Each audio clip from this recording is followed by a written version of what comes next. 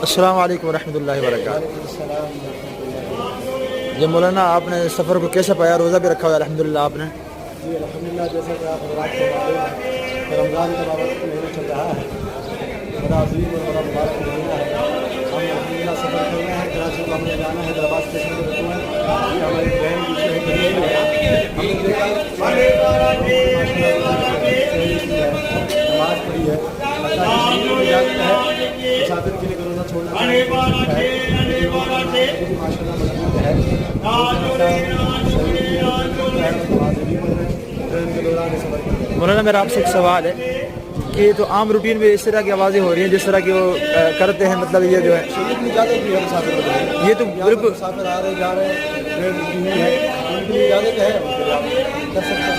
ये कोई कबाहत नहीं है। अल्हम्दुलिल्लाह आपने देखा कि हमारी ट्रेन जो है वो हारून बजा चुकी है।